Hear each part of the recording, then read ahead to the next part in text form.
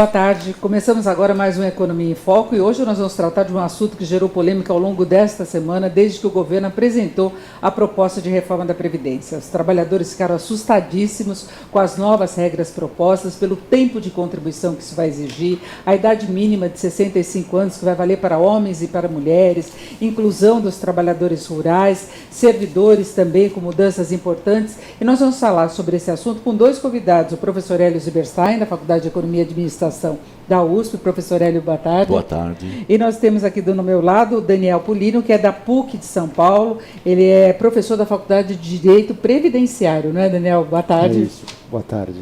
E você pode participar, mande as suas perguntas, as suas dúvidas em relação ao que a gente vai discutir, em relação ao que o governo já apresentou de proposta de reforma da Previdência. Professor Hélio, eu queria rapidamente a sua avaliação. O que o senhor achou dessa proposta? Eu achei que ela veio 20 anos atrasada, mas ela está muito bem feita. Ela vem fazer uma coisa desagradável, mas que precisa ser feita, Denise. Nós gastamos demais com as aposentadorias. De cada R$3 que o governo brasileiro arrecada nos 3 níveis, ele gasta 1 com aposentadoria. É um nível excessivo de gasto. E a gente precisa dar um jeito nisso, nós precisamos começar a controlar isso, porque senão nós não vamos mais ter aposentadoria. E esse projeto, ele tenta exatamente resolver esse problema fiscal. Daniel, a sua avaliação?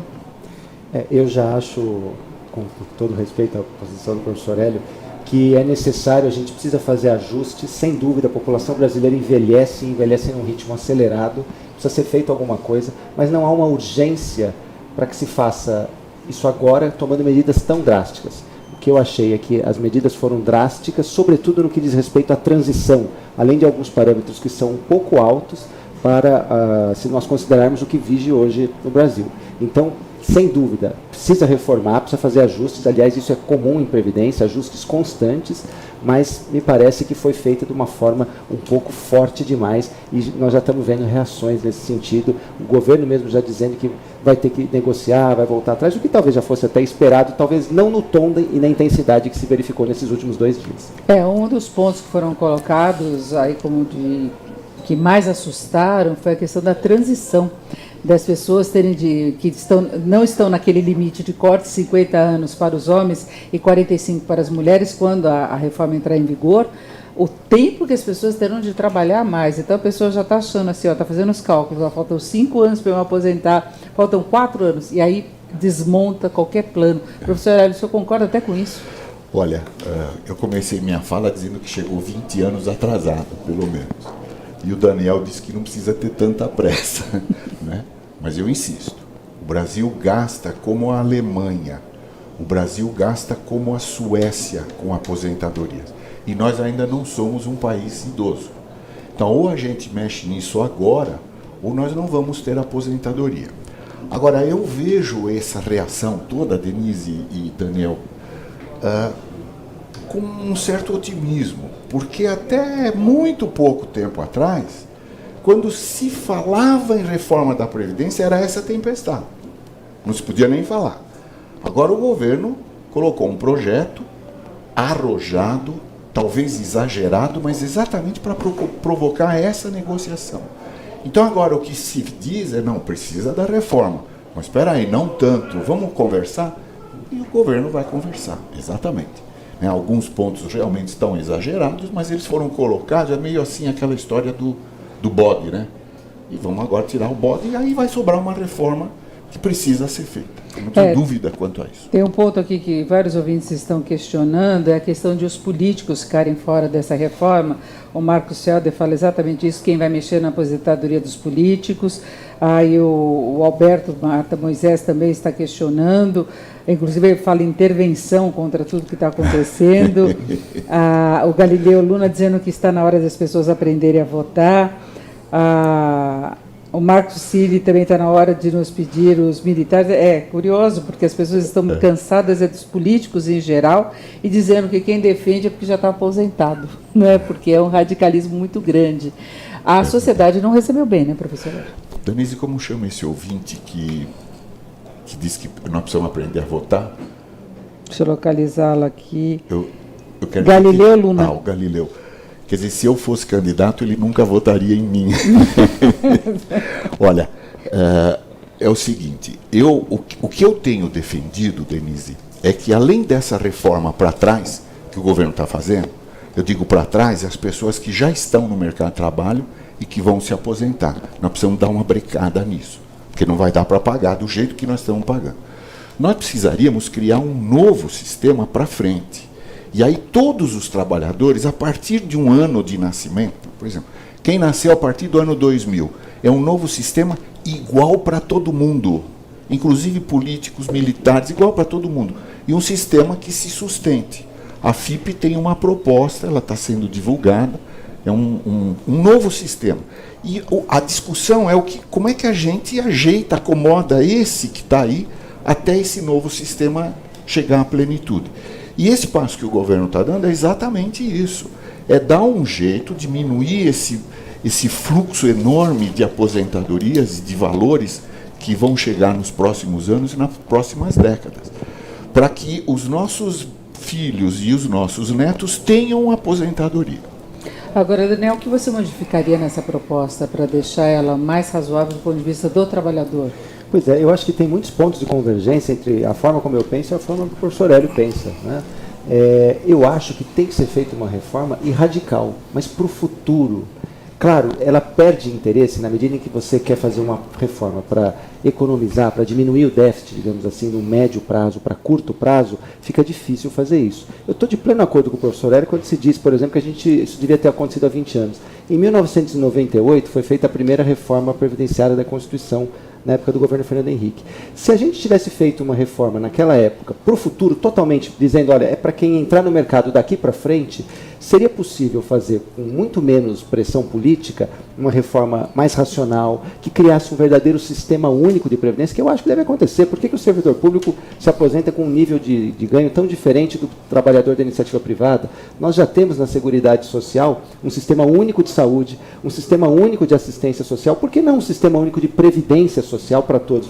Mas veja, isso precisa ser feito para o futuro. Você não pode chegar e dizer para um servidor que contribui com 11% de tudo que ele ganha. Se ele ganhar 20 mil, ele contribui com 11% de 20 mil e dizer, olha, daqui para frente você vai ganhar no máximo 5 mil reais. Não dá para fazer isso. Então, para o futuro, diminui a tensão e você pode colocar todo mundo para frente, no mesmo sistema. Então, resumindo, eu acho que a gente precisaria ter uma reforma com um sistema único, discutindo exatamente a idade mínima para o futuro.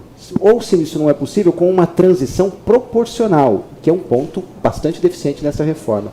E, além disso, se criar um sistema novo, como disse o professor Hélio, estimulando o regime de previdência complementar acima de 3, 4 salários mínimos, porque o trabalhador do INSS que ganha mais do que 2 salários mínimos não chega a 20% dos 34 milhões de trabalhadores que estão no INSS. Então não vai ter impacto nenhum fazer isso. Pegar um corte de 3, 4 salários mínimos e criar uma previdência obrigatória também no regime complementar. Então você faz um novo sistema para o futuro, para todo mundo. E além disso, deveria ser mantido para a base, para as pessoas mais pobres, medidas de combate à pobreza. Por quê? Porque é o Banco Mundial que diz, não é o Comitê Central do Partido Comunista Soviético, não. O Banco Mundial, em 2006, fez uma revisão das suas posições iniciais para dizer os países que suportaram melhor a crise foram aqueles que tiveram medidas de combate à pobreza. E neste projeto o que a gente vê? O enfraquecimento da posição dos rurais. O maior programa de transferência de renda do Brasil, dizem do mundo, é a Previdência Rural. Está completamente enfraquecida nesse projeto. O benefício de assistência social profundamente atingido. Então, manter medidas de combate à pobreza, fazer um sistema único, justo, para o futuro, discutindo de verdade, tem muita coisa para ser ajustada, ou então, se não pode ser feito só para o futuro, com uma transição mais proporcional, seria muito importante, aliando a isso um estímulo ao regime de previdência complementar, que é muito importante para criar poupança interna. O que o Daniel está dizendo, e eu concordo, nós temos 2 bicicletas. Quer dizer, no momento nós temos uma bicicleta, que é o sistema antigo. Ele é pesadão e está descendo uma ladeira a velocidade cada vez maior. E vai nos levar lá para o precipício. O que nós precisamos é criar uma nova bicicleta leve, com bons freios, que possa suavizar a trajetória. O problema é que essas 2 coisas precisam ser feitas ao mesmo tempo. Não dá para deixar esse correr, porque ele vai atropelar esse aqui. Então nós precisamos criar esse, e nós precisamos botar um breque violento nesse aqui. Eu não concordo que essa proposta do governo esteja mexendo profundamente nas transferências para os rurais Eu não concordo que ele seja radical demais, pelo contrário, ele é o que precisa ser feito. O Brasil não aguenta pagar mais tanta aposentadoria, tanto dos pobres, como principalmente dos não pobres. E aí, eu acho que no ano que vem, a discussão, Denise, vai ser como é que a gente breca esse sistema. Só com essas medidas, talvez a gente precise até de outras, muito mais pesadas. Agora, professor, para muita gente isso acaba tirando a perspectiva de aposentadoria, não tira? Dependendo da faixa etária, hoje, quando olha para essas regras, fala, não vou me aposentar mesmo. Denise, olha... Aquela história de 49 anos para ter o teto. Claro, isso é o bode, né? Evidente. Agora, quantas pessoas você conhece, Denise, que estão aposentadas e trabalham? Muitas. Muitas, não é? A gente trabalha. Eu tenho 71 anos. Eu continuo trabalhando como há 20 anos atrás. Eu estou aposentado e continuo trabalhando. Eu tenho um regime especial na USP em que a gente trabalha sem receber e continua vinculado à universidade. Então, a gente vive mais, a gente tem que trabalhar mais. Isso é evidente. Não dá para parar e esperar que o Estado nos pague 20, 30 anos de sobrevida. Nenhum sistema aguenta isso. Nós precisamos nos convencer. Nós precisamos, sim, de medidas duras. Então, quem vai se aposentar daqui a 3 anos, vai ter que esperar mais 1 ano e meio. Quem vai se aposentar daqui a 5 anos, vai ter que esperar mais 7 anos e meio. É isso que está sendo colocado. Então, é inevitável que isso seja feito. Pelo contrário, se nós tivéssemos feito isso 20 anos atrás, talvez as medidas não precisassem ser tão duras. Não é? E eu quero só lembrar que o governo Fernando Henrique propôs a idade mínima para o INSS em 1998.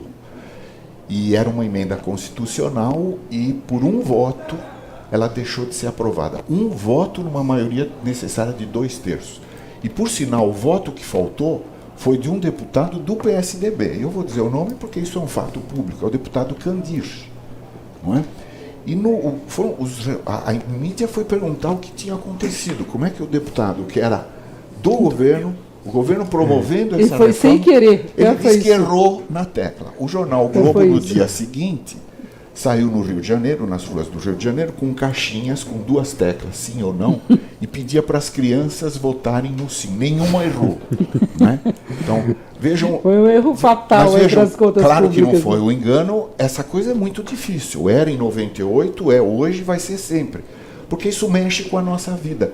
Mas a gente precisa saber que se não fizer isso, a nossa aposentadoria não vai durar. Eu quero ser muito franco.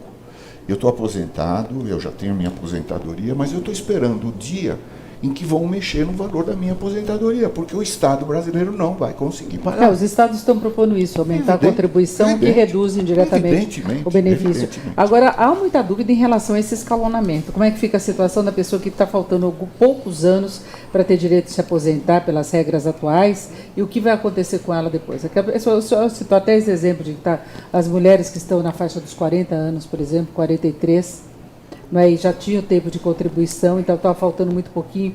O quanto que vai ter de acréscimo? Essa é a dúvida, né? É claro que o governo ele propôs a idade mínima a partir de agora e as pessoas que estão com 50 anos passam a ter um determinado pedágio. Tudo isso pode ser flexibilizado. Eu acho que a intenção do governo foi colocar medidas duras para ter espaço para negociar. Então o senhor acha que vai ter uma negociação? Não tenho dúvida. Agora, o governo não vai abrir mão de idade mínima. Como o Estadão publicou hoje, que o governo está desistindo da idade mínima. Não está desistindo da idade mínima. Eu acho que o que está em jogo é a regra de transição. Se vai ser mais suave ou menos suave. Mas eu volto a dizer, eu me sinto... Claro que eu não vou dizer que eu estou feliz porque a gente está discutindo uma coisa trágica, que é a situação da... Mas eu me sinto otimista e animado da gente começar a discutir essas coisas. Porque há pouco tempo atrás... A gente nem discutia isso, porque as pessoas não admitiam que era necessária a reforma. Agora, que outros pontos você critica, Daniel? Em relação além dessa questão das pessoas terem de trabalhar um tempo bem maior, quais são os outros pontos que te preocupam em relação à reforma? Eu acho que, em geral, as regras de transição, elas todas são muito duras. Por quê? Porque se parte de um critério que é binário. Ou o sujeito está numa situação e pega a regra de transição, ou ele está fora e pega a regra nova. Do que eu estou falando? Pela regra de transição que foi colocada para as várias situações envolvidas aqui no projeto, o sujeito precisa ter, sendo homem, 50 anos de idade para cair na transição e pagar esse pedágio, ou então ter 45 anos se for mulher. Fora disso, ele cai na regra nova. Então, por exemplo, uma mulher com 44 anos de idade, que tenha trabalhado 29, começou com 15, é um exemplo radical, mas ela que precisaria trabalhar mais um ano, hoje ela se aposenta com 30 anos de contribuição, ela vai precisar trabalhar mais 21, porque ela cai na regra nova, não pega a transição, precisa ter 65 anos de idade. Então isso é muito forte para quem contribuiu 29 anos e não vai ser considerado. Então, claro, uma transição para quem falta um ano, que são os exemplos que têm sido dados, 3 anos, 5 anos, é possível você pensar num critério como está no projeto, mas quando você pega uma situação de alguém que já contribuiu muito tempo e não entra na regra de transição, fica muito sofrido. Então, acho que esse é um ponto que a gente precisa pensar. A gente só precisa lembrar que essa mulher, se ela se aposentar mesmo nessa idade, ela vai, estatisticamente, receber a sua aposentadoria por mais tempo do que quando ela contribuiu. A coisa é grave, por isso que a gente precisa realmente de medidas gravíssimas. É o que acontece com os servidores hoje, os militares. Os servidores se aposentam em geral com 50 e tantos anos, eu não sei a idade que o senhor se aposentou. O presidente da República se aposentou com 53 anos. Então, foi tarde até o senhor. Mas a gente pega os militares com 45 anos se aposentando. E se foi feita uma reforma para diminuir o déficit, considerando o tamanho do déficit, das despesas que os militares causam, claro, os militares têm uma situação especial. O sujeito continua vinculado na inatividade, eles rodam o país todo, têm uma vida muito sacrificante. Agora, se foi feita a reforma por questões de encurtamento das despesas no curto prazo, não se compreende, a população não compreende, está aí o número de perguntas, por que eles ficaram de fora, então? Militares, essa decisão do governo deixar os militares fora e políticos, é uma crítica aqui quase unânime. Claro. Porque deve ser que você mantém uma casta privilegiada e o trabalhador paga a conta. Agora, Denise, olha que interessante.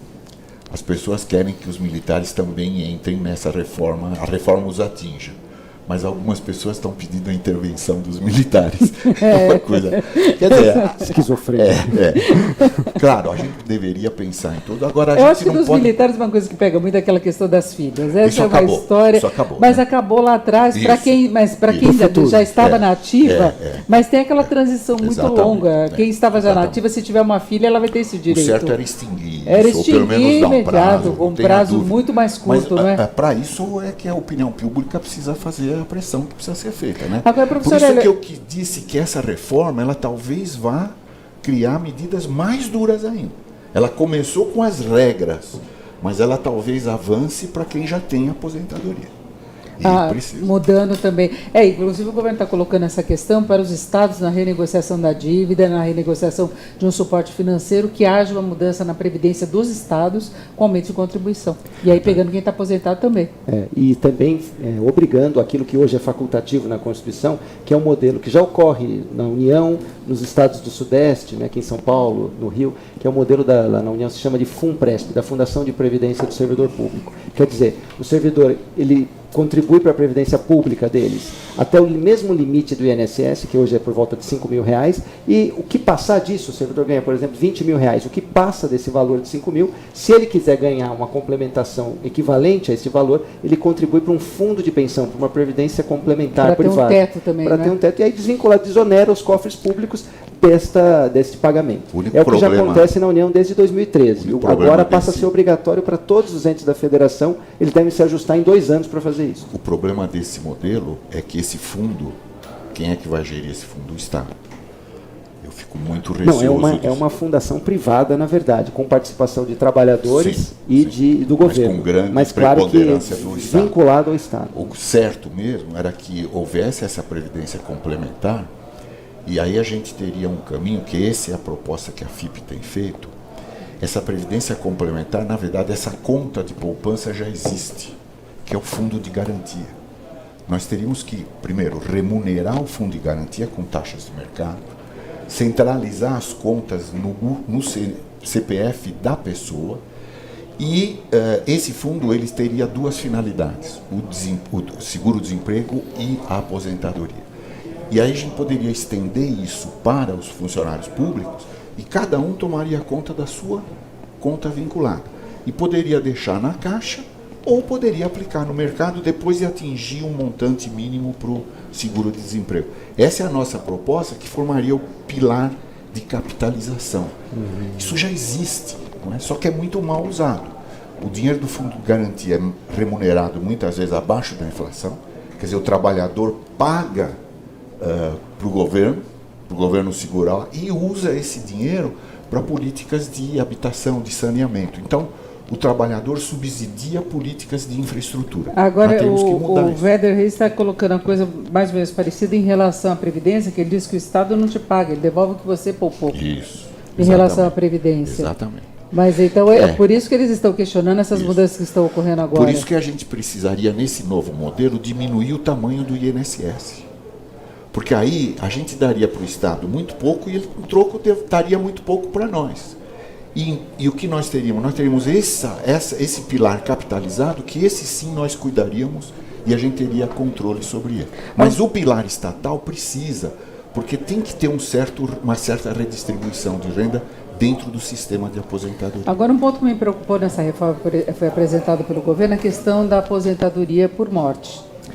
Porque aí o cônjuge ele receberia metade se não tiver dependente. É o caso das pessoas idosas. Por exemplo, uma viúva que não trabalhava, ou mesmo que trabalhava porque não vai poder acumular, não vai receber. Meio salário mínimo, professor. Como é que vai sobreviver nessas condições? Eu achei que é uma coisa que penaliza demais, que você cria um problema social mesmo. Aí na pensão, Denise, houve uma mudança conceitual. Até a exposição do projeto, né, o secretário Marcelo Caetano expôs o projeto, até curiosamente não tinha nenhum político, foi um secretário expondo sozinho ali, com 2 assessores, mas ele expôs o projeto e disse, não, pensão é só seguro. Quer dizer, o que ele quis dizer com isso? Que é uma mudança conceitual. Hoje, pela Constituição, nenhum benefício, seja aposentadoria, seja pensão por morte, pode ser inferior ao salário mínimo. Com esse novo projeto, há várias decorrências dessa mudança conceitual. Uma é que ele vai mexer no valor, isso já tinha sido apresentado numa medida provisória do ano passado, tudo bem, 50% de cota básica, mais 10% conforme o número de dependentes, por cabeça, né, até dar 100%, mas aí vem as mudanças conceituais. Pode ser inferior a um salário mínimo, isso é um absurdo, porque uma pessoa vai viver com menos do que um salário mínimo, imaginemos uma viúva sozinha, que é muito comum, que recebe a pensão por morte, ela vai receber 60% de um valor que pode ser inferior ao salário mínimo. As cotas dos dependentes remanescentes, que hoje, pela legislação, quando o sujeito perde a condição de dependente, acresce a cota dos que ficam, da viúva, dos outros irmãos, isso se perde também. Então, essa mudança conceitual, ela tem um impacto muito grande na pensão, da forma como ela é feita. E hoje, a gente tem muitas pessoas que estão nessa situação. Outra coisa nessa mesma linha é que não se pode acumular aposentadoria com pensão. É o que eu falava. Tem vários casos de pessoas que têm, o marido falece, ela ganha pensão e, além disso, ela contribuiu a vida toda para ter direito à sua aposentadoria. Ela vai ter que escolher um deles. Ela escolhe um, tudo bem. Tá certo, mas vamos imaginar uma pessoa que tem 1.500 de aposentadoria e mais 1.000 de pensão. Ela vai escolher a de 1.500, vai suspender a outra, mas há uma diminuição substancial na renda familiar. Isso fere todo o direito que a pessoa demorou anos para compor com aquelas contribuições da sua aposentadoria. Eu talvez vá parecer antipático aí para os ouvintes e espectadores, mas vamos continuar nesse exemplo. Uma família de um velhinho, uma velhinha, que ganham uma aposentadoria de um salário mínimo. Os dois estão vivendo com um salário mínimo. O absurdo é esse. A hora que falta um, se os dois viviam com um salário mínimo, agora que é uma despesa menos. Essa é a lógica. É pouco? Claro que é pouco. Mas pode ter aluguel integral, não é despesa proporcional, bom, não é? Aí a gente você tem a despesa de moradia, tem tudo isso. Agora, a gente precisaria olhar nos números para ver quantos são esses casos realmente. Porque ficar falando em hipótese... Porque tem uma contingente imenso de aposentados que recebe o mínimo. Em geral, os dois recebem. Você pega os rurais, por exemplo, que até 1988... a aposentadoria rural era meio salário mínimo por família. A partir de 88, ela passou a ser um salário mínimo por indivíduo. Então, uma família desse padrão que a gente está pensando, em 88 ganhava meio salário mínimo. Com a nova Constituição, passou a ganhar 2 salários mínimos. Quer dizer, o passo que foi dado foi esse. Sim. Ele foi maior do que as pernas. E agora a gente está voltando. Agora, tem uma coisa também nesse contexto todo do que a gente discute, que é o seguinte: previdência não pode ser vista só como despesa, porque previdência também injeta renda no mercado. Então, existe um estudo da Associação dos Fiscais, que todo ano é atualizado, e que mostra que uma grande parte, mas é um percentual muito grande mesmo, de municípios brasileiros, eles vivem basicamente da renda das aposentadorias que circulam na cidade. Então, previdência não é só despesa. E tem uma outra coisa nessa mesma linha. Quando a gente fala em déficit, o déficit existe, ele cresceu muito do ano passado para este, mas, por exemplo, se a gente pegar o ano passado para este, ele cresce muito esse déficit, não porque as pessoas ficaram mais velhas de um ano para o outro, não é isso. É que deprimiu a atividade econômica. E as contribuições são feitas justamente em cima da folha de salário, do faturamento. Se a atividade econômica é menor, é claro que a receita passa a ser menor. Então o déficit sobe e desce sozinho, conforme a atividade econômica. Por exemplo, num contexto de crescimento econômico, num contexto em que as pessoas têm um nível salarial maior, em que há maior formalidade, quer dizer, mais pessoas registradas, porque a contribuição incide sobre o trabalho formal, claro que a receita aumenta. Então, isso sozinho, digamos assim, faz desaparecer o déficit. Por isso que a gente não pode só fazer a reforma com base no déficit do hoje, do depois da manhã. Tem Duas que ser pro futuro. observações. Primeiro, previdência não é só despesa. Previdência é também, ou deveria ser, poupança. E esse exemplo que você está dando mostra a incapacidade desse modelo de fazer da nossa previdência uma poupança para alavancar o crescimento. Porque tudo que o INSS arrecada, ele tem que pagar imediatamente. Porque é repartição. É repartição. Então, isso que precisa ser diminuído e que esse modelo, essa reforma começa a fazer. Mas nós precisamos avançar mais ainda nisso. Bom, a gente já está quase chegando no final. Eu queria só colocar um ponto que eu acho que é parar. importante. E nós temos muita gente acompanhando aqui, criticando, dizendo que a informalidade deve crescer porque as pessoas não vão querer contribuir no sistema nessas condições, com todo esse prazo que foi dado. Então é melhor fazer a sua própria poupança. E eu queria colocar essa questão do mercado de trabalho, professor Hélio, que a gente tem falado muito de desemprego. E há uma exclusão de pessoas mais velhas do mercado de trabalho. Por exemplo, a pessoa que tem 45, 50 anos, se ela perde o emprego, é mais difícil ela voltar do que o mais jovem. Não é o que a PNAD e a PME mostram. A taxa de desemprego dos mais maduros é muito pequena. Não, de demissão, mas quando a pessoa tem que retornar para o mercado de trabalho. Se ela está procurando emprego, ela deveria estar entre os desempregados. Não é isso que as estatísticas mostram. Não é verdade isso, Denise. Quem tem uma taxa absurdamente grande de desemprego são os jovens. É verdade, isso os jovens têm, mas os maduros não têm. E mais ainda, os idosos que voltam ao mercado de trabalho, eles não, a taxa de desemprego deles é muito pequena. Mas com a remuneração bem menor. E a informalidade, porque as empresas não aceitam, por enquanto, os idosos. Nós precisaríamos olhar para essa coisa da idade do mercado de trabalho com muito cuidado também. Rapidamente, um minuto para cada um. Só para terminar, esse problema da informalidade, em grande parte, é culpa desse modelo de aposentadoria que nós temos. Porque nós descontamos 31% da folha para sustentar esse monstro, que não dá conta ao mesmo tempo. Nós precisamos diminuir esse tamanho e diminuir a carga tributária sobre a folha, isso reduziria a informalidade e daria lugar para a poupança. Daniel? Eu acho que o projeto vai ter que ser discutido, essa forma de se tratar com tanta pressa. O governo ficou 6 meses com técnicos de altíssima qualidade discutindo o projeto, agora já foram 2 sessões ontem, o relator já deu parecer, mesmo quando ele foi alterado, quer dizer, precisa ter discussão, porque isso mexe, Denise, com o interesse, com a vida de todo mundo, de servidor, de rural, de trabalhador urbano, de mulheres que tiveram a sua equivalência com os homens. Então, para isso, a gente precisa discutir. Tem muitos aspectos a discutir e eu creio que é dessa discussão que vai nascer um projeto palatável e que a sociedade compre, porque é importante. Precisa fazer a reforma, mas precisa ser feita de uma forma que a gente aguente, sem matar o doente antes do tempo. No Congresso, a tramitação depois do ano que vem vai ser mais demorada, vai precisar de 40 sessões só na Câmara, votação em 2 turnos, depois vai para o Senado pode modificar, se modificar alguma coisa, volta para a Câmara. Então a gente vai ter meses aí para discutir essa questão, e eu acho que o governo fez aquela história de botar um bode na sala, vários, para depois ele tirando. Precisava dar um sinal forte ele dá um tranco, todo mundo assusta. Exato. Mas ele pôs um bode gigantesco e fedido. Vários. Tá certo. E você pode depois conferir a íntegra do nosso debate no site da Jovem Pan, ou então pelo Facebook Jovem Pan Online. Eu agradeço muito a sua participação, do professor Hélio Zilberstein, da Faculdade de Economia e Administração da USP, e o Daniel Pulino, que é da Direito Previdenciário da PUC de São Paulo. Eu que agradeço, muito obrigada. E obrigada a você. Uma boa tarde.